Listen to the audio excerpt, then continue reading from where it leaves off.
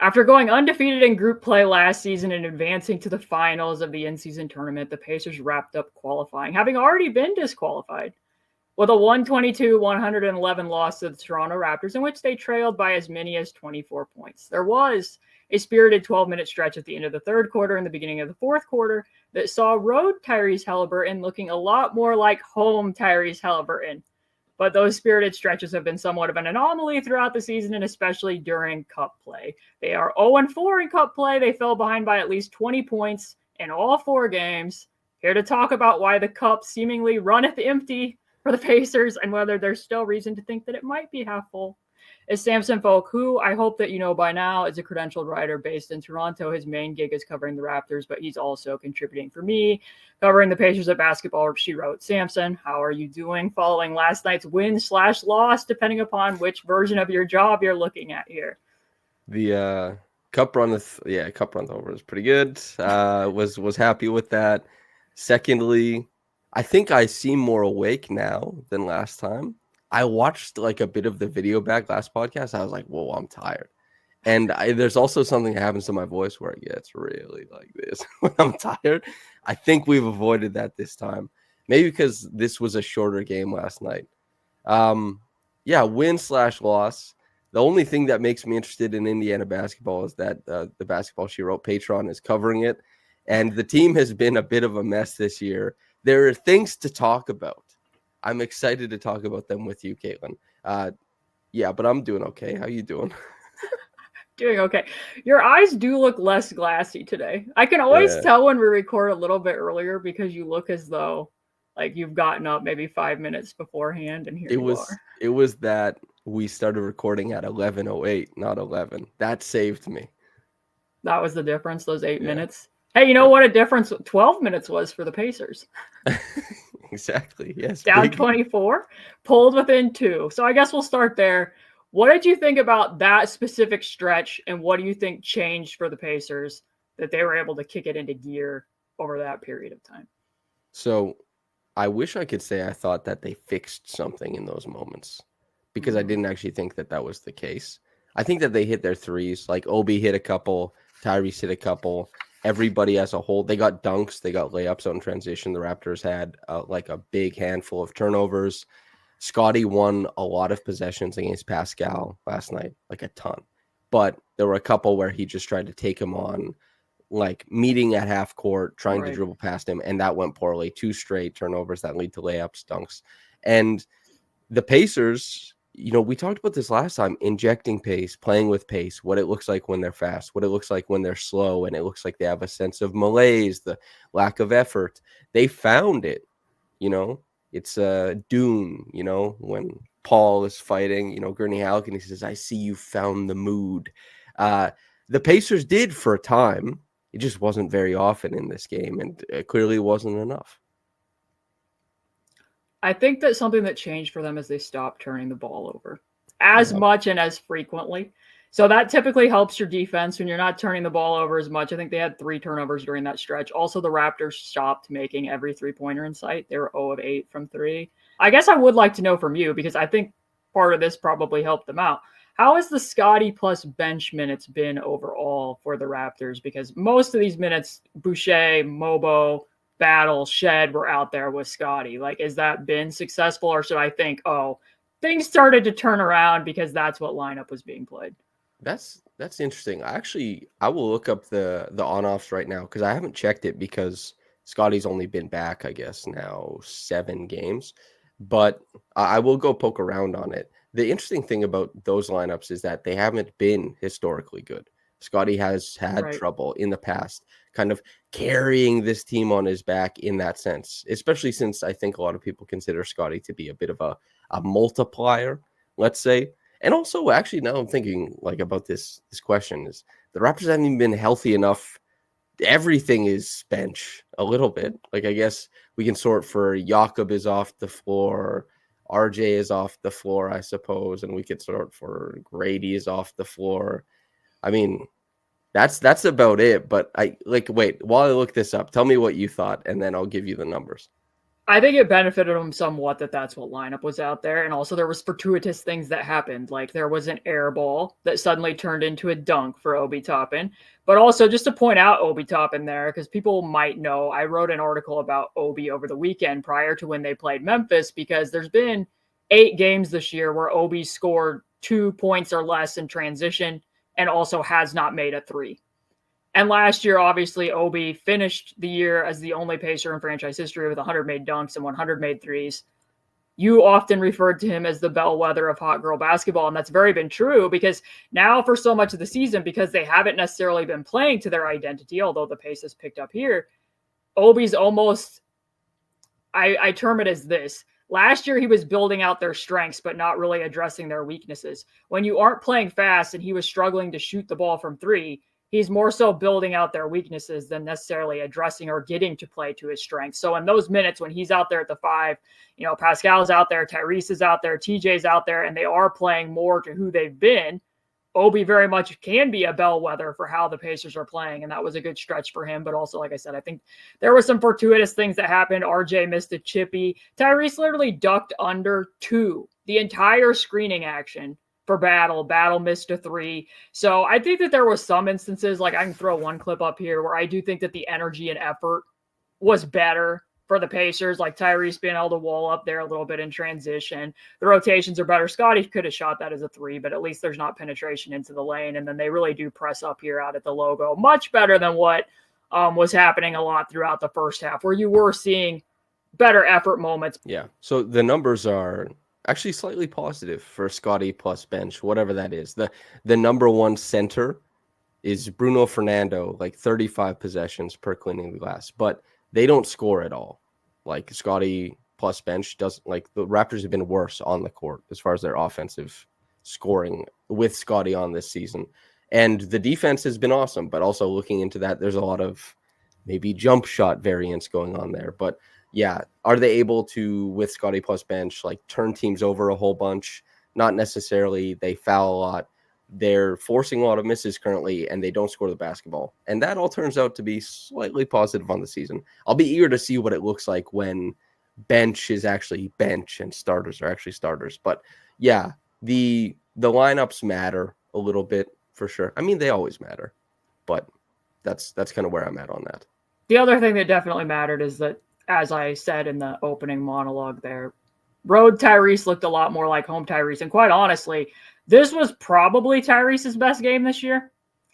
I don't know if I think based on him doing other things that we haven't recently been seeing him do. And this is where I want to go to next, because you had a tweet the other day in which you wanted Scottie to be driving more.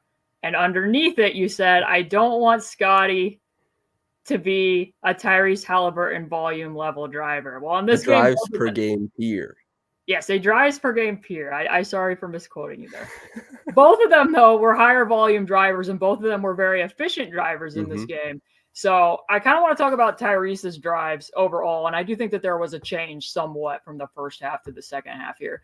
Because if you look at this action from the second quarter, I was kind of questioning to myself if Tyrese remembered whether or not that he could actually dribble. Like, he is seeing ball pressure here, but I don't know why he had to pick it up and kind of get stuck in, like, a 5x5 foot box. But then in the second half, he's bringing it up against pressure, which I will let people know. You and I talked about this in the last podcast that we did, where I pointed out the first set of the game against the Raptors and was like, look, the pressure's already starting on the very first set. And Tyrese just pointed to Ben, like, you bring it up. And then they were starting plays with Tyrese away from the action. Here he's bringing it up, and something more athletic that he's been doing, which you would have been seeing him do last year, is oftentimes you'll see him now starting again with his back to the sideline and stampeding into the catch up the floor so he can automatically start heading downhill against the pressure, and then more so going, to that throw-ahead dribble so he can get into a screen at three-quarter court. That wasn't necessarily the case here, but I have started to see a few more dynamic movements from Tyrese. And here he gets that switch against Jakob Poeltl, and something that I thought was very telling from it when he gets here is that watch his reaction to Pascal and Myles. He literally waves them off to flatten out so that he can attack that switch, and actually drives the switch gets all the way to the rim. We can question the help defense there from the Raptors, but the fact that he did that, like a lot of times when he gets these switches, and this includes this back half of last season, he would drag the big back out to the 3-point line and then go to his step back. Here, the fact that he's actually, shaking Pirtle and getting to the rim. I'm not saying Pirtle's like an elite isolation defender, but this isn't Well, his actually, normal... B-Ball Index had him as one of the top 10 isolation defenders. But the fact that Tyrese is driving a switch is notable regardless of who the player is switching out to him is, because that isn't his normal modus operandi there, especially when more so last season you would have seen somebody come ghost the switch for him to make the on-ball defender and get that hesitation. So the fact that he was actively looking for that, like just to provide a frame of reference from, a few weeks ago when they were playing the Bucks in the in-season tournament, here he is against the Brook Lopez, and he's not, he's trying to grift and more or less draw a foul there. He had him too. Shot. Yeah. Wait, if you can go back, he had him. If you get a push dribble from Tyrese, hold on a second. If he throws this ahead, he has Brook. Yep. Right here. He had him. He had him turned, but he went sideways. I guess I can't see the shot clock there. I don't know exactly what it was. It was running out, but yeah. But this was from when they were in Toronto. Like he was getting quickly off the ball. He wasn't motioning for people, flatten out because he wanted that matchup. So that was a difference. He only passed out of one drive that I was like, it was when Pirtle and Pirtle like met at the rim, and Tyrese threw it out of bounds. And I was like, I would like to see him go up with it regardless. But, I've used the term gumption many times. Tyrese in this game, I thought there was a lot of that going on. Like he hit a couple early threes, and that helped message like, okay, it's probably going to be a better game. But as you said, I think the drives are really what motivated success for Tyrese in this game. We've, lamented the lack of punch he's had in the past and kind of said like, you don't have the quickest first step. You're not the most jittery athlete, but you have like this hang dribble that gets guys to step up, and you have these big, long steps in the lane. You have, to me, one of the, like, as far as touch goes in the NBA, he's very, very talented to, provide different finishes at the rim. I still don't want Scotty and he to be drives per game peers. I still want Scotty to be outdoing him, but I would like to see Tyrese at higher than 11 per game as well. I love drives. That's me personally. But in this game, I thought there's a resilience there. There's working to get to a better shot, and there's a lack of just a willingness to like, okay, the ball can move on. We can go to something else. Sometimes the ball has to stay with you, and it just has to come there, especially in a game where the Pacers, there was a meaningful shift to try and initiate with Pascal, and Scotty had like a whale of a game defensively, I thought, and especially playing deny defense on Pascal, getting into his body, bothering him. So more of the ball came back to Tyrese. Obviously, Nembhard didn't have a huge game. Ben, it wasn't the best game for him either. So where does it fall? It falls on your star, who, I mean, the Pacers lost this game on defense a lot, I think. Tyrese going for 30 and 6. He played well enough to win on that end. I thought his response was good enough to win. But it's a team game, So, credit to Tyrese for what I thought was one of his better games this year. Yeah. Yeah, because, I mean, you've lamented and we've talked about what his process can be on drives. And I've kind of said, I think that it's been worse to start this season than what I've ever seen. When they played in Houston, that might have been the worst game he's played, because there were times in transition where he had paths directly to the basket. Nobody's starting, nobody's stopping him. And he was being very reluctant. I thought he looked like he had basically no bend with his handle or when he was changing into the court. And, he's jumping in the air. I love jump passes, but not when you're jumping in the air and pirouetting and finding, a trailer behind you when you had an open lane to the basket. So, yeah, gumption, correct word here. And because I just want to remind people, a lot of the focus has been on his shot, which the shot started turning around when they got back home during the home stretch, with the exception of the other night's game against Memphis for different defensive reasons. But there was 86 players last season who had at least 500 drives during the regular season and the playoffs. And the only player who finished with higher points per chance out of those drives, which would include, with the way Second Spectrum tracks it, anything ending with the driver and anything ending with the first pass to the next player with at least, less than a dribble. Tyrese was second only to Luka.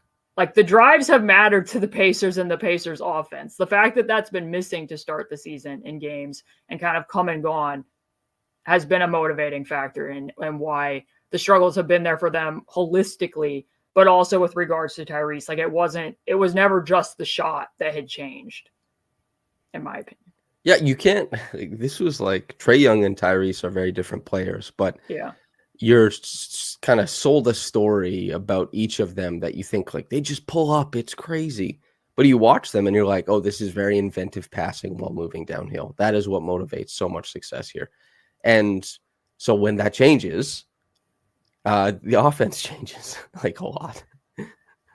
For the better. So at least that's one silver lining. Maybe the cup is at least half full with regard to Tyrese. In one cup. Scottie has 18 drives in this one, scores over a point per possession. The Raptors do out of those drives. First of all, what did you just think of? How much of that was Scottie motivated and how much of that was Pacers defense motivated? Because I'll let you know that I told Blake on his show yesterday, if people are wanting to see more driving from Scottie, this is the game to watch because the Pacers rank 30th in defending drives in the NBA. So yeah, so there's a you asked me a question from my mailbag. You know, how do they fix the Scottie Yock pick and roll? So I went into the film and I said, well, other teams can fix it by playing drop. And when you play drop, then obviously it allows Scottie a head of steam.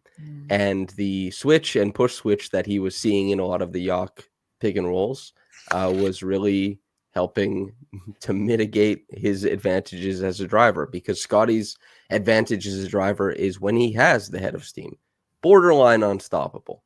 The thing that he has trouble with is beating a guy off the bounce without a closeout, just from standstill. That's the thing. So they have Myles Turner and they play drop. And Scottie is like, ooh, food.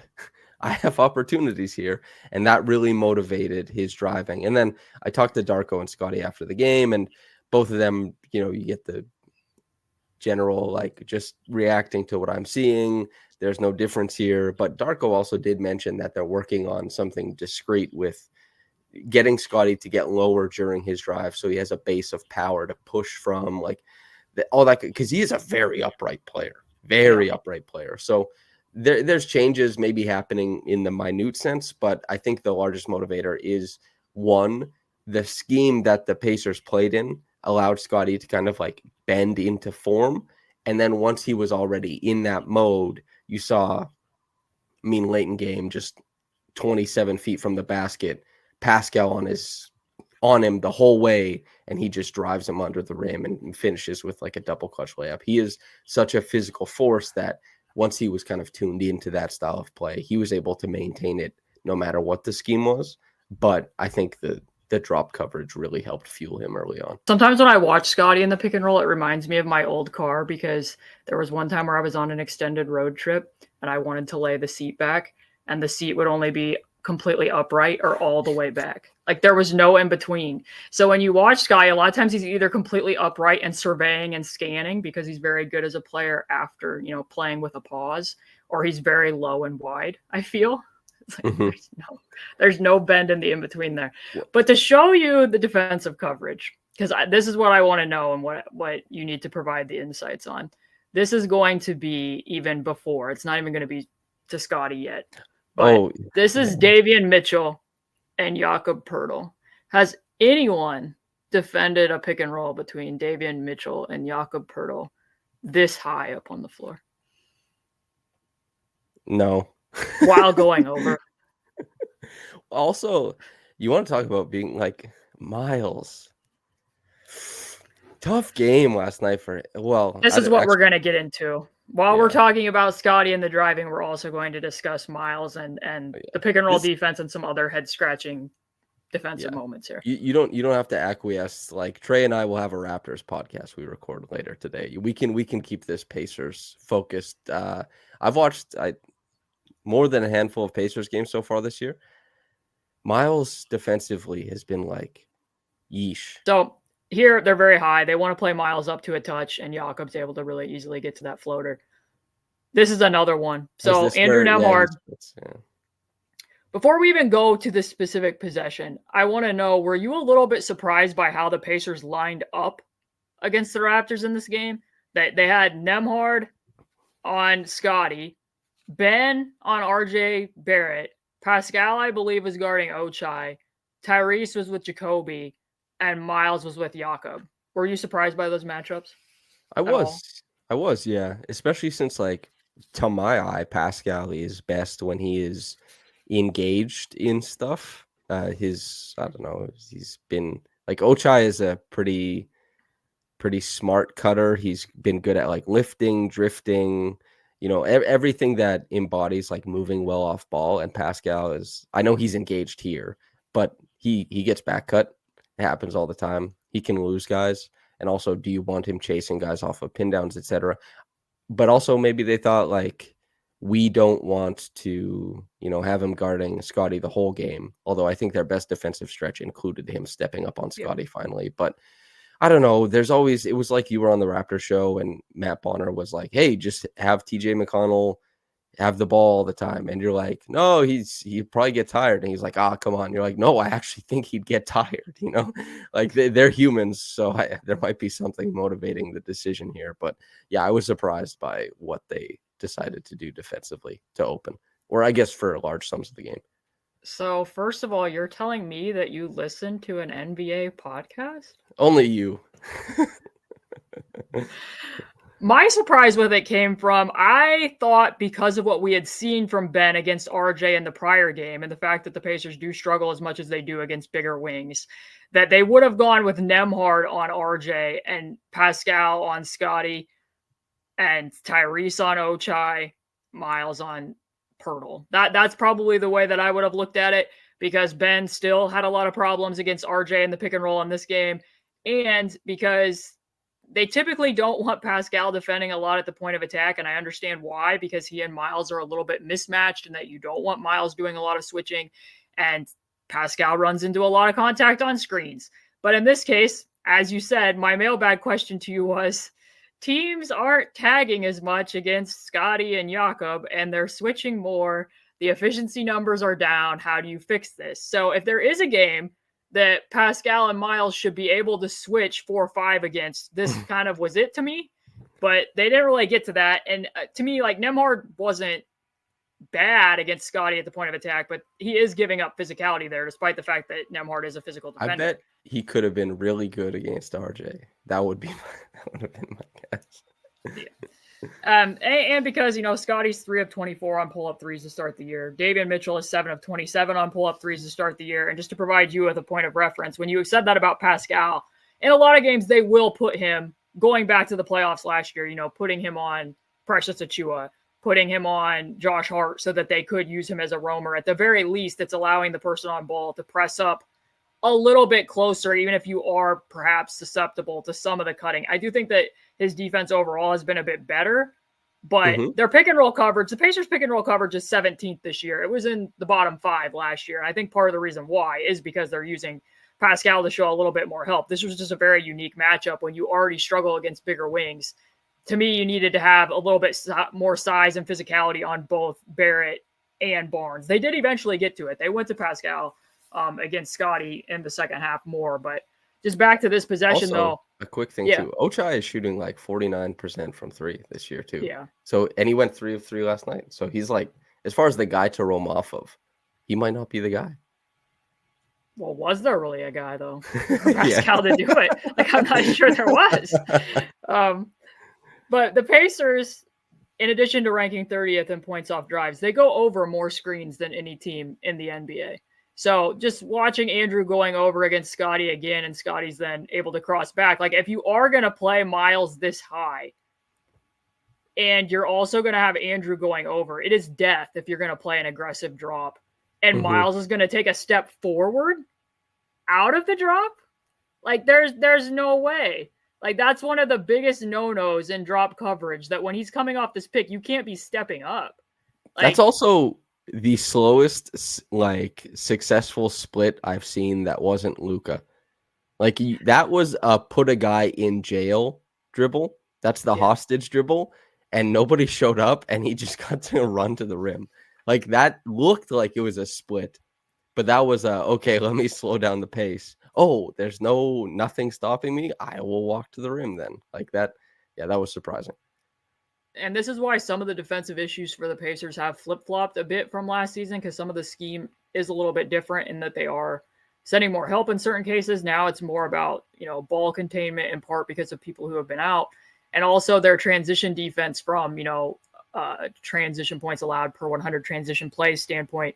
I think they're around 28th or 29th. So this was another one. Like, sometimes I watch them getting back in transition and I'm just so confused, because if you just watch this as a static screenshot, what would you assume is going to happen here? Yeah, in transition? You gotta assume that Myles closes out, Pascal rotates back to the rim. That's probably. See, I disagree with that. I think if you're Myles and you're the first big back in transition, your number one responsibility is you have to protect the basket. Why is Tyrese buddied up with Jakob Poeltl? Sorry. Okay, let sorry. Poeltl meet Myles and let Tyrese close out. And yet I'm watching it, and Tyrese is buddied up with Jakob the whole way. So now Myles is having to close out from the rim to Scotty Barnes on a catch and shoot three, which I realize Scotty hasn't shot the ball as well, but I watch them a lot of times in transition. I'm like, why are you building out the transition in this way? And I'm not saying that they're scheming it this way. Sometimes the reads in transition I get very confused by. Yeah, sorry. I thought you were asking like how I thought the play would develop from there, which was how it happened. But no, yes, I think it would be like, it makes a lot more sense to you get back and then you like extend out. You know what I mean? Like, you don't just start like picking and choosing, because otherwise in transition, like the team could just run all their guys to one side of the floor and just drive the rim repeatedly. Yeah, as you said. And if you're gonna buddy up, why would you buddy up Tyrese with Jakob? But so then this is another one that I want to get to from just like a broader NBA standpoint, but also Myles's coverage here. You could hear, I don't know if you'd be able to hear it in the arena when you were there, but you could hear it from the broadcast that Rick was really barking out during this stretch at the end of the second quarter that he wanted a lot more pressure on the ball. So TJ had kind of stepped up there, and I think that Shed gets past him and gets into the lane. So when you're rotating here, this was out of just Horn's flare. So I think Jacoby comes off of that flare screen from Jakob. Jakob's obviously over there at the opposite slot. But our mutual friend Bowser to Bowser on Twitter has been pointing out that a lot of teams in more 5-out settings are spacing their big or their non-shooting big at the slot, as opposed to the top of the key in traditional 5-out settings, and the pressure that that's put on defenses. Quinn Snyder did that to reorient Atlanta's offense after Nate McMillan was let go there. Joe Mazzulla did this throughout the entire championship run with Boston, and now you're seeing Charlotte do it a lot with the Boston's assistant coach being their head coach now. So the Raptors do this here, and the problem with it is that in traditional defensive coverage, Pascal would be the low man and he would rotate over. But when you have a non-shooting big, or just the big in general there at the slot, now Myles is having like an impossible closeout to be able to get back to the corner. And, when defense is predictable, that's what it tells you to do. Like, that's what your rotations would be. But now that the NBA is kind of reorienting where players are being placed on the floor, and the idea that somehow your spacing can be somewhat better with a non-shooter above the break at the wing, do you think that teams need to rethink how they're rotating against that type of offense? If that makes sense. As in here, like, if I can give and provide a better explanation, Charlotte's doing this a lot, as I mentioned. Ideally, you don't want Aaron Nesmith giving up a screen rejection to Seth Curry. Like, that's point number one. But nobody's going to stay in front of the ball 100% of the time in the NBA. So you're going to give up penetration. Again, the normal rotation would be Pascal rotates over as the low man. But if you do that, Myles Turner is then going to have to help the helper and close out clear to the opposite corner. My question is, the more that teams play this 5-slot alignment, wouldn't it be preferable for Myles to make that rotation and drop down to the rim and keep Pascal in the corner? And then you might give up the cut to the big, but can't Pascal rotate and take the cut? Like, because otherwise this is like an impossible rotation for Myles Turner to make. There's no way that a 5-man is going to rotate to the corner if you give up penetration. So your thoughts? I guess probably, this is always where, the ingenuity comes from, is kind of reframing. But the reason why people like rotating from low is because refs like seeing that too.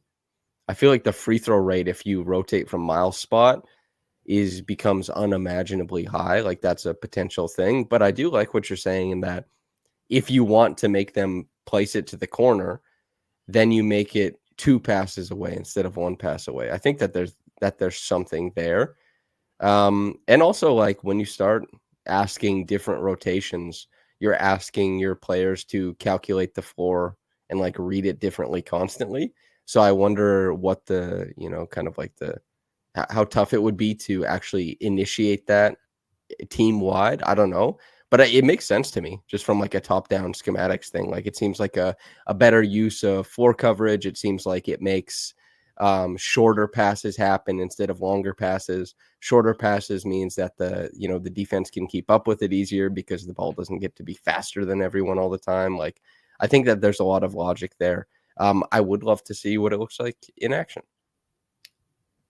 And the thing is that like I'm sure that opposing film rooms can watch certain teams, and like the ones that I just pointed out, and like the ones that Bowser to Bowser on Twitter has been cataloging different ways that people attack this, that you would know going into it, this is a 5-slot team versus this is a team that plays traditional spread out, and you could go over those types of rotations. But I've just noticed that Myles, like sometimes I think it's very easy to watch the defense and be like, oh my gosh, the Pacers just gave up another wide open 3. Like what the heck is happening? Instead of, maybe being more impressed when they don't give up the open 3 than being disappointed when they do. And then to ask like, why was that rotation as difficult as it was? And is there another perhaps more feasible way for them to have gotten to it? But as I pointed out, they did eventually put Pascal onto Scotty in the second half. And then lo and behold, they did switch it a few times and switched across here, which you probably could have gotten the ball to RJ there on the slip. Scotty doesn't see that though. But the overall switching, I did for the most part like better. However, I will point out and say that this is something that I texted you the other day, that Scotty, when he's able to cross back against the switch and drive that wake while the on-ball defender's still getting position on the roller, that's where he can be pretty effective when he's getting downhill. He doesn't go to that a lot when he's seeing switch coverage, at least not in the games that I've watched and the little bit of film that I reviewed. But the when I was doing the film of like when he's choosing to reject, what that looks like, that it was the left-handed drive that was really quite good for him when because teams like load up so hard on that right hand, and he's not like a fantastic dribbler or anything, but it's not like his right hand is so much better than his left. So he has that big throw ahead with his left. He keeps it on it, and then he keeps it on his hip. He has big, long steps through the lane. He finishes well. Like the reject has been, and even Sam Vecini said that when we did a podcast like 2 years ago, that he thought the reject would be a big deal for Scotty. And I mean, the reject has shown up many different times, and I hope it starts to show up more often as a fix, as you pointed out. It would help things, I think. And that's what it's interesting, marrying film to the numbers. Because when you look at the numbers, he is a lot better driving left, and that would lead you to believe, oh, this must be like a dexterity thing. Maybe he's just a really strong handler going to his left. Similarly, when you look at Benedict Mathurin, you would think that, because he drives a little bit more often to his left, and they tend to have better results when he drives to his left. But it's more so the comfortability with him playing out a triple threat and wanting to play with the jab step and get to the left than it necessarily is like, oh, he's really good handling at speed with his left. I think it's somewhat similar with Scotty, that when the screener comes up to the right, he's just very comfortable at getting to the reject. And anytime you can reject a screen, you're going to typically have a more wide open seam to be able to get to the basket. But another switch here, Myles actually surges out of it a little bit, which is better against a switch than when you're an aggressive drop. And Scotty made 3 threes in this game. I'm a lot happier living with Scotty trying to create a 3 against the switch than I am with what we were seeing in the first half with Myles playing up to a touch as much as he was, with the guard going over that high from the basket. This was one clip then of RJ with Ben where they were likewise playing pretty high, which makes more sense again as RJ. But this is another time where I'm just questioning. I like this from the Raptors because they're moving the weak side corner man to the strong side corner to remove and put a lot of pressure on Tyrese as the tagger there. But Myles recovering with his back completely to the basketball. Like there's so many times where I've watched Myles this year, and it's like it's not only that he looks maybe a step slower with some of his recoveries, where in the past you could really count on him and his recovery speed to get back to the rim, because he likes to bait drivers. Like that wasn't baiting a driver, that was recovering back, but he likes to bait drivers. That's been the case throughout his career. He just used to have an inordinate amount of closing speed to get back to the rim and turn same shoulder. Now it's not always there for him. That was us during the playoffs, was because obviously I've seen a lot of the Pacers recently, but was I watching 2021 Myles Turner? Not a bunch. So you were introducing me to like, oh, he does this baiting thing. And I was like, okay. I'm not so convinced, like maybe it's just a step slow, but it did show up somewhat in the playoffs last year. But yeah, less so this season, I suppose. Something that you pointed out from the game, since we can talk a little bit about Pascal, this wasn't Pascal's best game, I wouldn't say, of the year. I would like to give this one to Scotty more than to Pascal. Like Scotty gets up for certain things. This was a game against Pascal. Scotty likes to cut TikTok clips to look to the camera. Like he knows when the camera is on him. He knew this was a big game against Pascal, and like his defense against Pascal was really great. And even just Pascal, like that first post up where he didn't take Jacoby deep and he missed that banker. I was like, maybe I don't know. Anyway, go ahead. My point was going to be, though, that what stood out about Pascal is something that you mentioned to me last night about Pascal, which was that he was making contact on almost every screen that he set. So I poked around on this last night, and the Pacers are still very much a frictionless basketball team. Not to the same extent that they were last year, but they still rank 26th in percentage of screens with contact and 4th in total volume of non-contact screens per 100 possessions. Part of that is because they really like ghost screening actions in general, though not as prevalent without Buddy now, and because they've always really valued the quick out. And the reason why you can know that they really value the quick out is because of what they do defensively at the other end of the floor, which is they and the Raptors are top 2 and 3 in total volume of screens that they defend up to a touch. And when I say up to a touch, typically they literally want Myles to be touching the screener and actually use a gentle nudge to force that person to set the screen because they so much want to protect against the quick out. So that should tell you how much they value it offensively. And this game, however, Pascal for the year has been setting, I believe, 58% of his screens this year have had contact. And this game, 81% of his screens had contact. My eye test is elite. Let's go. Yes. So it was the second highest rate of contact screens so far this year with Pascal.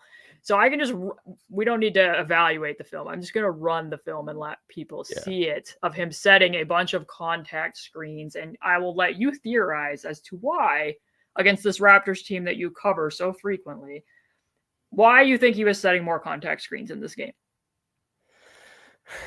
Well, I think that the Raptors foul a lot. I actually think that everybody who isn't Davion Mitchell has a ton of trouble getting around screens. And I mean, it gives Halliburton more space, I think. Obviously you got called for a foul on that one with Davion there, but I think it gives Halliburton twice. I guess this is a new thing for him. But it gives Tyrese more space. Like if I'm not an NBA player, but when I play basketball, I like to drive the ball, and it is way better for someone who drives the ball, I think, to get that screen planted, because that means like, a defender who isn't your primary has to step onto you. Can you beat them? Or shifts have to come from the other side of the floor that open up cuts, like Tyrese, the cut isn't the best thing. It's not the number one option you look for in a pick and roll, but Tyrese is pretty great at finding the cut on the pick and roll. Like there's a million different things that can happen. And I think it is just a means to like provide more space for Tyrese. If I had to guess, I don't know what you think. My assumption is I've pointed out screen craft for many years. I've written entire articles about Domantas Sabonis and his screen craft and handoff craft and the difference that made for the Pacers. He is made exclusively of elbows, by the way. He is an amalgam of elbows, Domantas Sabonis. I don't know how that's who he's he is. Very good at the lateral 2-foot hop to stick a screen. And the reason I like watching his handoff craft so much is because he literally just drops the ball off because he is so confident in his ability to remove the on-ball defender. Sabonis aside, the reason I wanted to point that out is because with Tyrese, the screen craft hasn't mattered as much because Tyrese ranks second in screen rejections. Like, he doesn't use a lot of screens. That's not the predominant way that he gets downhill. However, because of the coverage that he's been seeing to start the year, and I think specifically because of the coverage that he saw in Memphis and how physical Memphis was with Tyrese, and them knowing that they're coming back up to Toronto against a team that ranks in the top 5 in average pickup points, my guess is there was a definite point of emphasis with Pascal that we need you to be setting those contact screens. Because I don't know if you'll remember this, but I want to say it was after Game 5 of the Knicks series. You and I both pointed out that in that game, Pascal was setting a lot of screens that stuck in response to Deuce McBride having really face guarded Tyrese and also, making, getting low and staying lower than Tyrese needing to play bigger and that upcoming game and the importance of setting more solid screens. So I'm guessing that was part of the reaction. I'll have to wait and see if they continue this against every opponent. But it is more so than it was last year. And obviously 81% is the second highest of any game this year. So your eye test was elite. Let's go. That has been something I've been priding myself on. For my friends who had proprietary stats was like, I'm noticing something. Can you confirm this? And a lot of times it'll be confirmed, which made me happy. But I'll also say, since we're talking about this defense, there's too juicy a quote that Rick gave yesterday to me, where he was saying, I asked Rick, like, well, last time you're here, you talked about the reffing being a little bit different, the style of basketball that was being played, giving Tyrese struggles.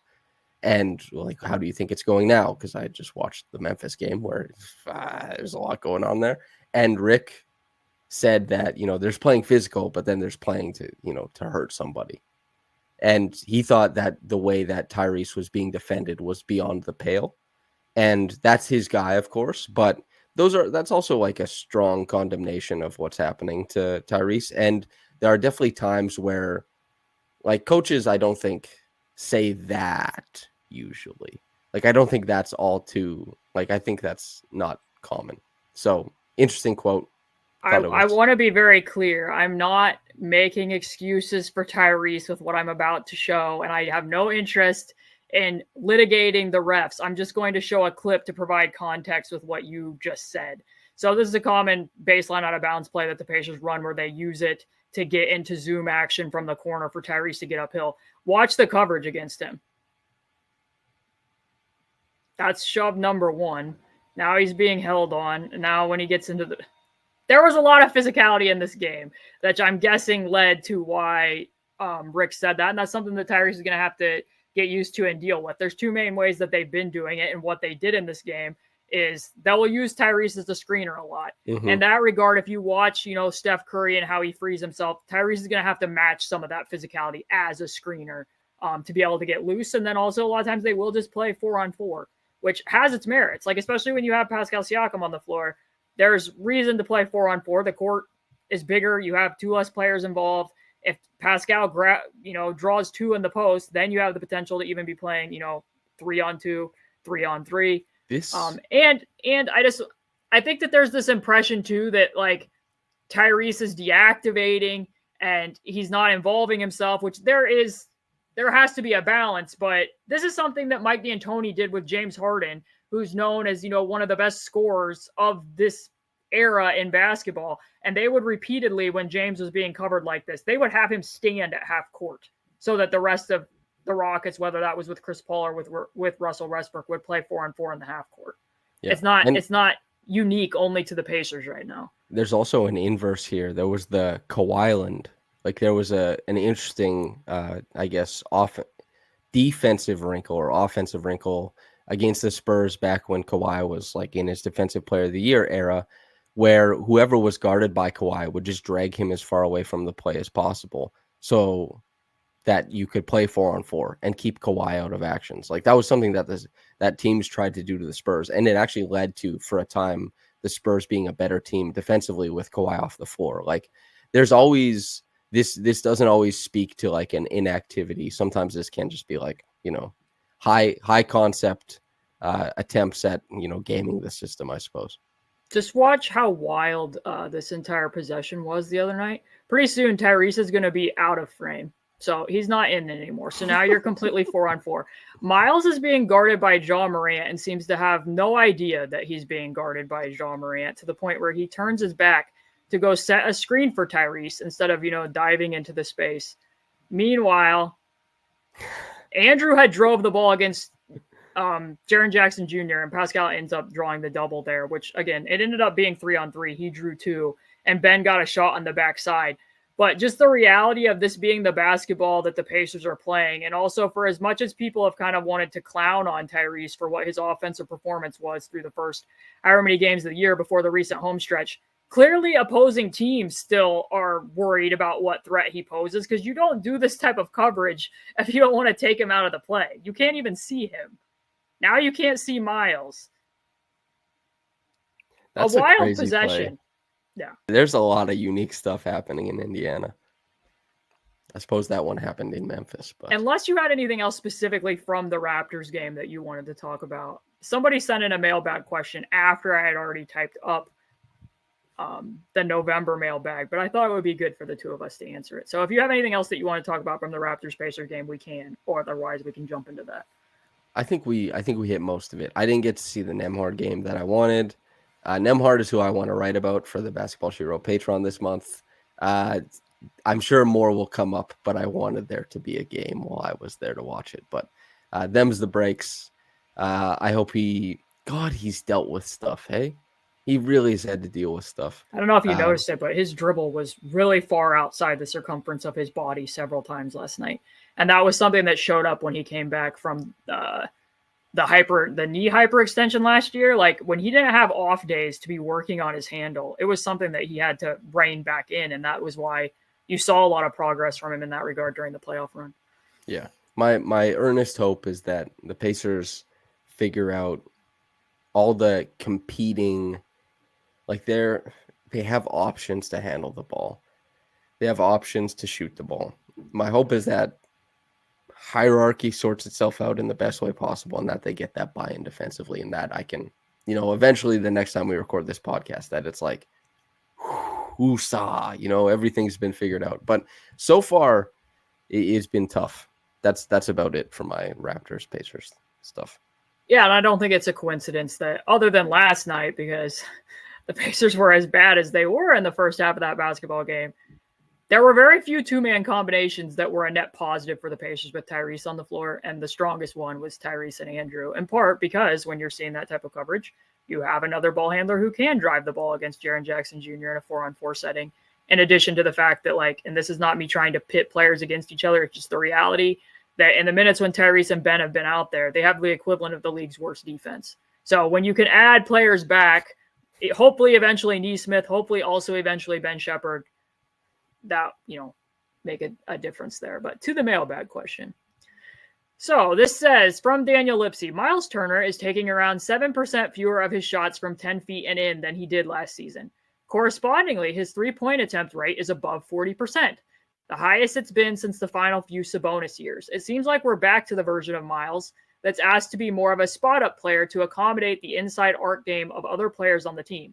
I feel like this shift is happening at the expense of the Myles Tyrese pick-and-roll combination, which was very successful last season. Do you see Myles changing offensive role as a sign that the offense is running differently and, frankly, worse than last year? We were always meant to return to what is the best version of the pick and roll. I just looked at it on Cleaning the Glass. Myles has the lowest at rim frequency of his whole career, and significantly less so than the past two seasons. 31%, which is 25th percentile for a big. And he's also, what's he shooting there? What's the accuracy here? The accuracy, 71% for the third year in a row. That's remarkably consistent, Myles. Anyway, I'll let you lead with this, and then I'll kind of step in where I can. So to provide some context, the Tyrese Myles pick and roll combination was the number one pick and roll combination points per direct in the NBA last season. Seems good. This year, they're setting 23.3 picks per 100 possessions with those two. Last year, they were setting during the regular season 30.1 picks per 100 possessions between those two. This year, it's still been efficient, 1.152 points per chance between Tyrese and Myles. But it is less than, and obviously Myles is taking more of his shots, as Daniel points out, as threes, and as you point out, less at the rim. I think the main reason for this, I think there's 2 or 3, but the main one is teams have switched the Myles Tyrese pick and roll more than what they did last year. So the switch rate on those picks is 16% compared to 12% last year. Not a giant jump, but I think still a meaningful jump because Tyrese and Myles for most of the season have not been effective against those switches. 0.897 points per chance against a switch. So to show the film on Turner and Tyrese against switches and what some of the issues have been, this is the Cup game against the Detroit Pistons. Myles gets the switch there. Cade immediately scrams it out. And Myles, a lot of times when you're seeing him, like this is a shot in the paint, but he's not. Put the ball down, big man. Put the ball down. Yeah, he's been relying a lot on one-legged faders in some of these situations where he had made progress, where I felt like it was a lot less autopilot post moves. It wasn't just this or the automatic turn face-up mid-range jumper, which Derek White sat on in the playoffs and ended up even blocking a shot. Like, he was actually feeling the defense at times against the switch, and you saw the progress. That really hasn't necessarily been here to start the season, and I don't know. There have been games where Myles has played more minutes because Wiseman and Isaiah Jackson both only have one healthy Achilles tendon, because Obi Toppin's been playing backup 5. Myles has been listed on the injury report several times. I don't want to be too overly reactionary to it because it is a smaller sample size and because there have been some extenuating circumstances, but this is what Myles is leaning on more heavily to start the season than what we would have seen last year or even the year before that with Tyrese. Another example here, Cade scrams it out again. We're seeing more scram switching, kick out switching on the roll than you probably would have seen. And then when Myles gets that, he doesn't even try to establish position against it. He's kind of just standing behind Cade, and now the spacing gets a little bit wonky here until Ben's usage is up. Ben's trying to create there something out of nothing. Another example, now Myles gets that. You're seeing the guy come all the way off of Pascal. Ball probably doesn't get to Pascal quick enough when he was open there in the corner. And now because Tyrese's shot had been iffy to start the season, you're not really getting anything out of that on the backside either. And then in contrast to what we pointed out with Tyrese against Jakob Poeltl and why that was meaningful, this is obviously Alex Sarr against the Wizards, but a lot of times Tyrese really struggles to find traction against perimeter mismatches. So you're not getting anything on either side of that. And Myles didn't do anything against old friend Malcolm Brogdon either, where there wasn't an interior advantage. And then the other thing too, because of what Tyrese's shot has been, is that you'll see here, his other main mode of wanting to attack a perimeter switch is with his release and with pulling up from deeper range to hunt the switch pocket. Well, when your shot isn't falling, the numbers aren't going to look as good for Myles and Tyrese against switch, hence 0.897 points per chance. That'll come back, I think. Yes, because he's been shooting the ball better. Like that was a big moment for him when he scored 40 against the Miami Heat, was his ability to, hey, you know what? I can pull up from 30 and I can hit the switch pocket before Bam can switch up to me. But then in Milwaukee too, you're seeing more teams hit the switch where they're bringing the defender from the top side over, then automatically getting the ball out of Tyrese's hands. So you're not getting as much from either of them in between. And then also Myles's hands have been a little bit iffy in situations to start the year as well. So I think that is part of the reason, before I show some stuff with Pascal, as to why that rate has gone down more so than like, oh, let's make room for other options at the expense of Myles and Tyrese. I think it's more so what some of the results and things that both of them were dealing with, it wasn't as effective, hence they didn't go to it as much. But I think the hope there is that will trend upwards as the season goes. It makes sense to me that because again, like this is, Tyrese wasn't shooting the 3 well. Actually, he was shooting it really, really bad. And the answer should never really be, when you're defining features, that you're an unbelievable shooter with incredible touch. That's how you win on the court. If that's not happening, it doesn't become about like, okay, how do I reinvent myself and how do we make new things happen? It's like, well, it's hard to make it to the NBA. It's hard to be elite at anything in the NBA. If you have something, that's how you win. Like that has to return.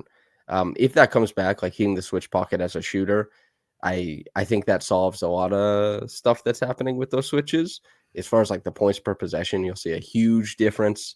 The scramming on the backside won't matter as much. Like that, the unique defensive stuff that teams get to try on the back end won't matter as much because Tyrese is hitting shots on the front end. Yeah.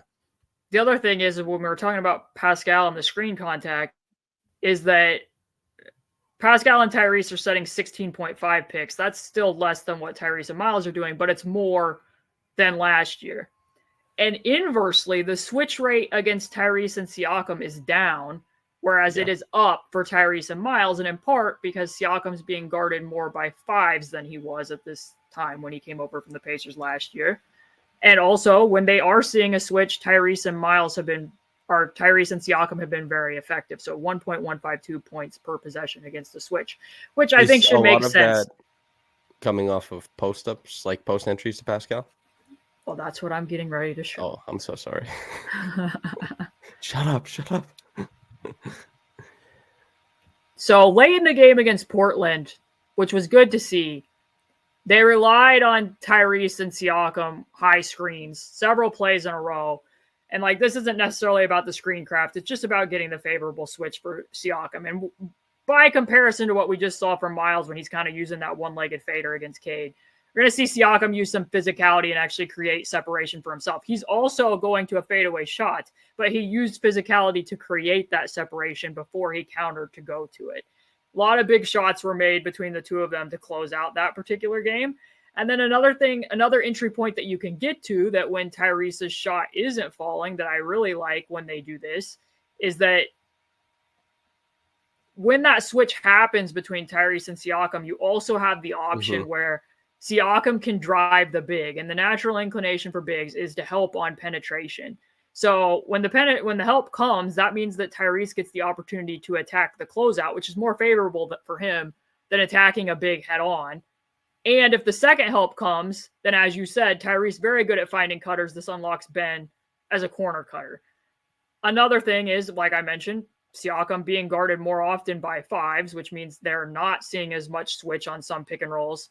Siakam, as you pointed out in the article that you wrote that I think people should go read, he's shooting better from above the break this season.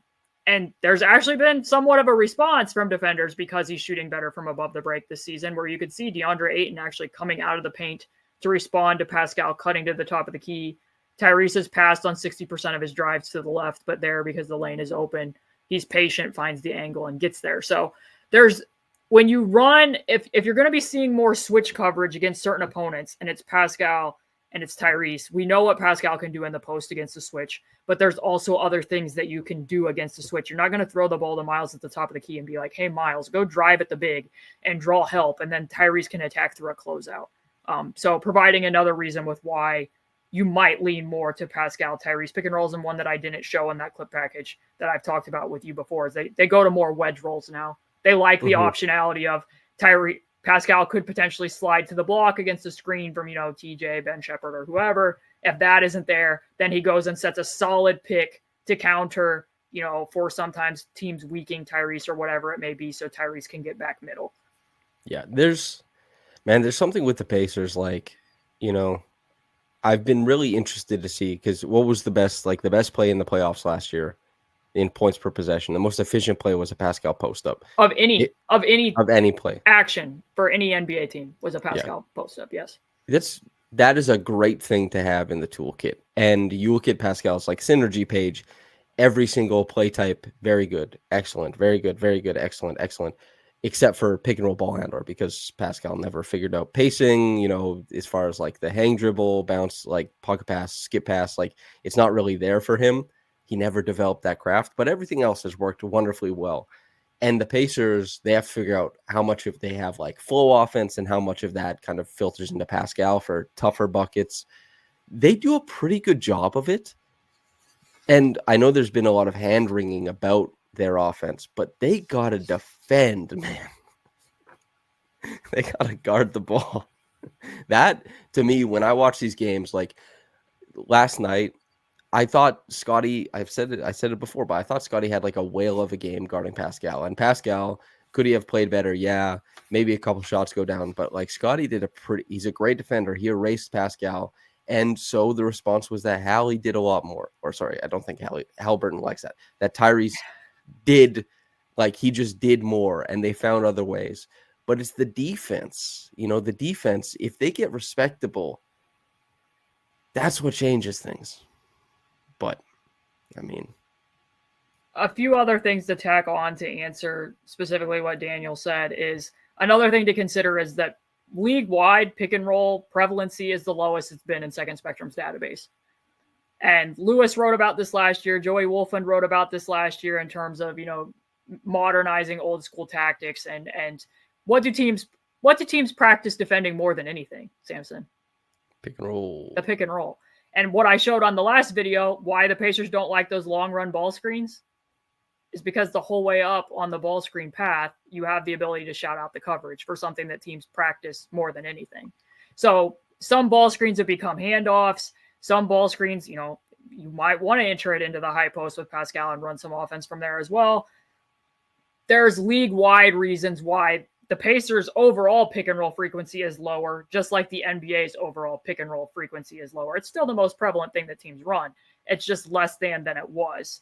And also just like pointing out like Myles as the glorified role player and the fact that he is spotting up more and he is taking more threes. I do not find this comparable to when he was playing with Sabonis, especially not the Bjorkgren year. Sabonis averaged 97 touches per game under Nate Bjorkgren, and for reasons that made sense given what the construction of that roster was. It was 79 under Rick Carlisle because Rick Carlisle doesn't like running triangle concepts and a lot of types of things that Sabonis needed to run. But, Myles' touches back then was like, 39, 36. That's comparable to last year, but not because of Siakam. Siakam's touches really haven't changed that much from last year to this year. And as you noted, his usage is lower. It's comparable to when he was behind Kawhi Leonard and Kyle Lowry. So the person who's really upped their usage and their touches is Benedict Mathurin. It's not really so much of like, they're not getting to Tyrese Myles pick and roll as much because Siakam, in the way that Sabonis did, is a fulcrum who they're running tons of offense through and running, tons of post triangle concepts for, and that shoved Myles Turner to the corner. I think it's more so there's certain specific instances with defensive matchups or like, hey, we would like to have Pascal enter it at the elbow, and it makes sense to put Benedict Mathurin in the dunker and put Myles in the strong side corner. Like, yes, those types of things happen, but this isn't Myles spotting up around a big centric offense in the way that he was doing before. He's still involved. It's just not currently quite as much pick and roll as it was last year, but I think that might tick up with Tyrese's shot coming around for the reasons that we talked about. Fingers are crossed. That's, well, you look at like what is the Pacers last year in the half court per clean glass, 105.3 points per possession. This year, 101.7. Offense is down overall. They're the 5th ranked half court, like points per play team on cleaning the glass, but they don't get any of their offensive rebounds, and they have not been so putbacks. They basically get nothing. Transition, they're 23rd in points per possession. The frequency is in the bottom half of the league, and only just. So those are the big changes, like the efficacy of, some Myles Tyrese stuff. Obviously, we're going to see changes in that just based on Tyrese having the start of the season that he did. But a lot of what the Pacers like to go to with their main guys is similar. It's just that Ben is now a much larger part of the offense, which changes the feng shui of everything, and that they're also not succeeding as much at certain things like in the other aspects of the game. So there's a lot to hammer down for them, but there's still a path to success, it seems to me. Okay, so that's where I wanted to go then to close this up. You're so welcome. What a great segue. Way to go. Do you think that the cup is still half full for the Pacers overall? Where are you at with it? We've seen a lot of teams, especially in this NBA. It used to be that teams started the season good, and then those teams were usually good. And there was one team that found their way in the back half, like the Miami whatever year, 33-13, when they went like 33-13 over the back end of the last season, the start of the next season, and then 30-13 to finish. They had Dion Waiters. He ate a gummy bear with drugs in it on the plane. Like crazy things were happening in Miami. That's the old NBA. The Raptors traded Rudy Gay and won games, and we're like, we won 48 games. Let's win a championship in 6 years. Crazy stuff happened. The NBA now, what we talk about as far as like we're walking through film and seeing, oh, this is happening, this is happening, this is happening. I don't know if I'm going to come off as like a bit of a jackass, but when I watch older film, and I have done so to like do retrospectives, there's not as much happening. There are more things that can go right or wrong for a team now in the NBA, and teams play things a lot differently now, and it creates a wider swing of outcomes for teams that could still be ostensibly good. We see a lot of teams that are ostensibly good go through crazy stretches to start the season, and then they find their footing. The Pacers, it's easy for me to see the offense, which has been passable, becoming elite once again. That seems quite linear to me. The thing that makes this cup full, half, empty, whatever the hell, is their defense. And they have some things motivating in a good way for them there, just not enough. Do they? Well, they're winning some minutes they need to. They're doing better in some minutes. I mean, I have told you, just in this, not that the Pacers-Raptors is the tell-all matchup, but I have told you and Blake privately, this is a very bad matchup for the Pacers for a number of reasons that I don't think that they have a clear means to correcting, and other teams have can present similar problems, especially in the Eastern Conference. So what if I say something like crazy, something like when you get your gritty guards back, when you look at their front court, that like minutes change a little bit, that you might lose something a little bit in the half court offensively, but you might gain stuff on defense. You might gain stuff in transition. You might gain in all the other play. There's room for the Pacers to find another avenue. I think it's possible. Here's what I'll say. Maybe I can see spots like Aaron Nesmith would help them. Ben Shepherd would help them. I don't necessarily think that it papers over the roster hole that they've had for 1.5 to 2 years, because here's what I'll tell you. Their offense was very good in the playoffs. And Andrew and Ben were rotation caliber players, despite the fact that they're two of the better defenders as well. Like Andrew adds offensively when he's right and what he's doing. They were healthy when they went down to Orlando and Paolo Banchero scored 50 on this basketball team. And I watched them cycle through a lot of different options. The best one being, try to double and rotate out of those double teams. Andrew and Ben are better at rotating out of double teams than some of the currently available options. I don't think that they have a solution against bigger wings. And you saw Jarris last night. Did you think that Jarris right now looks ready to be like, if this roster was fully healthy, I'm not entirely sure how steady his minutes would still be at this point in time. He's had better games. Last night was not one of them.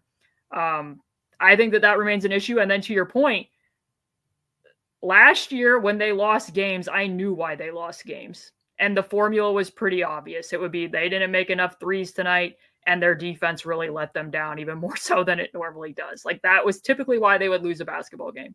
This year, the reasons why they lose basketball games are all over the place. I watched them in Charlotte not crack 90 points. I've watched them play other teams where they can't even crack 100. I've seen them go to Memphis and put up 45 points in the first quarter and lose because they've given up 133. Last night, you could have said, well, in the past, like, well, the road losses, this is all on Tyrese because of his massive home-away splits and the fact that they're at home a top 6 offense and on the road a bottom 5 offense. Tyrese was good last night, and they still lost a basketball game. And there's still too many stretches from an unknowable quantity where I'm listening to players or coaches after a game say, we didn't play hard enough. And that's on us.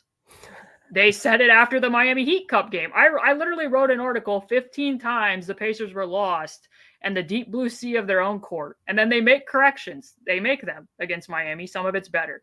And then 2 games later, it happens again. They lose track of the plot too much on that end of the floor. I don't think a lot of it is necessarily schematic. I obviously did pick at some things here from this game that I would have done differently. I wrote about it over the summer. I don't see the defense getting markedly better. I don't see a path to that. So if the offense continues to be up and down at all, I have a level of concern. I'm not saying that massive changes need to happen, but I have a level of concern. Okay. I think effort is both the easiest and hardest thing to fix. Yep. And it changes things greatly. And it matters what the reason for it is. I'm the optimist. You're the best. Wow. Yeah. I will. Yeah. That is kind of funny. You know, the Raptors they're very close to jumping into the out of the bottom third in both offense and defense per cleaning the glass. That is, for all of the things they fail at, for the 4 like rookies they've been playing in their rotation, for the sheer amount of injuries they've had to deal with, the one thing they have all been saying and doing is like, Darko walks in and we play for that guy. Like, they just bring it. The Raptors bring everything they can. And that's, I asked Scotty last night, I was like, well, how big a role does Darko play in this? And they're like, huge. And I've never really watched a Raptors team. Like, Dwayne Casey got a lot out of his guys, but it was kind of like hard-nosed, and it wasn't like good vibes during a loss. But the Raptors, they lose and they play hard. They win and they play hard. And they seem to just have a good vibe around the team no matter what. A lot of teams aren't able to do that, and the Raptors have been able to. And just like when I'm around the Pacers, the guys are a bit down. It's like, damn, they need something. They like whether it's Tyrese going on a true heater, not just like this was his best game, but this is one of his best stretches, whether it's Pascal having, like a huge usage month that really helps lift them, whether it's Myles maybe having like a tremendous run of form. I don't know what turns it around, but they need a lightning bolt to kind of like get everything going for them, I think. Because there's latent ability on the roster that is just not in use. And that doesn't mean that it's not getting minutes. It means that there's a guy out there who's just not really having his best time. The optimist look at it is that because some of the pick and roll defense is better, that you're hoping that if you get those guys back, because they've been as poor as they are at guarding drives, that helps with some of the driving, that helps with some of the isolations, and maybe they've made just enough progress in the other areas that things start to trend closer to upwards. But I think I had pointed out last year that the teams that won 50-plus games, which, the Pacers are far off the mark of right now, but when people thought they might win 50 games this year, I was like, none of them did that without being at least a top 18 defense. And I think Dallas had the worst defense of the bunch, which theirs has been even better this year. But we'll see. Still a lot of games left to play for the Pacers. I don't think that they need to hit the panic button and be making any massive changes right now. But I do feel a little bit differently about it than I did last year or headed into the playoffs last year. Because there were some of these things that cropped up. But like I said, the most concerning thing is that there's too many times where there's a different problem. Rather than how do we solve this one lingering problem, it's, well, why did this thing go wrong on this night? And now this completely other thing went wrong on this night, and, whatever that may be. So the cup playing whack-a-mole. Yes, exactly. So the cup did runneth empty for them in the in-season tournaments in a completely different way than what we saw last year. But, maybe that will actually be helpful to them since their schedule has been more condensed because they are taking the extended trip to Paris to play the Spurs twice. They've been playing a lot of games pretty much nonstop. So maybe having that little bit of time off when the other teams are in the knockout rounds will actually be the bolt of lightning that they need. Maybe that'll be it. Fingers crossed. We'll see if their cup runneth over ever at any point in time. So anyways, I'll just let you say, I'll close it out and say you can share whatever closing thoughts that you have or that you want to plug or anything else that you would like to say at this point in time. I did notice that you chose to wear sleeves. I need to see better basketball if they want to get my clothes off. No, hot girl basketball is taking on a different meaning here. Well, it's not been hot girl basketball. I'm fully clothed. I'm wearing sleeves. I actually was gonna do a bit where I wore a winter jacket, but then I thought like the wispiness of the material would screw up the recording process, so I didn't. But just keep in mind the joke was there. But I also think that now, there were some of the playoff pods where I think we were both sleeveless. I think. hot girl basketball, lose it, But now Blake is gonna think he's won. Is the problem? The Pacers couldn't do me a solid and allow me to go sleeves off. I even wore like a mesh sleeves. You're in the in-between. Try to match. Yeah. It shows. I can't decide if the cup is half empty or half full. And I was saying optimist, and yet here I am, not just in a long sleeve t-shirt, but a hoodie. I'm draped in sleeves. So much sleevery. Anyway, that's my closing thoughts. That's your closing thoughts. I got to introduce my friend Adam. He had cantaloupe he brought to the arena yesterday, and he was looking for a fork to eat his cantaloupe with, and he had to use like a stick, one of those stirring sticks, and he stabbed it, and he was like, yeah, it wasn't for me. I was like, why not? He was like, it's too much like a popsicle. And I was like, you know who loves popsicles? He's like, who? I was like, Caitlin Cooper loves popsicles. And he was tickled pink by this news. He was like, nice, cool. As a teaser, I've discovered that there's an ice tree in Indiana. Thinking about visiting that tree. Just letting people know. It's an impressive landmark. Might have some photos there. Yeah, so that will be the closing thoughts, because I don't have a good segue from that other than to say sorry again that this wasn't a very exciting Pacer Raptor basketball game. It got exciting for roughly 12 minutes. Hopefully this was more exciting for just 12 minutes of the podcast. My hope still continues to be, depending upon Samson's schedule, that we will do some of these every so often, including when the Raptors aren't involved in basketball, depending upon which game Samson's interested in, and hopefully the Pacers can continue to provide better product, even though we did get to highlight some good play from Tyrese. So thanks again for hanging out, everybody, and I hope that you continue to enjoy our collaborations together. Yeah, wait, one final thing. Yeah. We want to rule the Indiana podcast scene. Make us the biggest and the best with this. So are you saying that, like, I've never once told people on a podcast to like the video? Oh yeah. To subscribe. Like, subscribe, comment, algorithm, etc., etc. Yeah. I'm glad that I finally plugged myself in a way that I'm sure will lead to tons more likes and comments, negative or affirmative. But thanks again, everybody.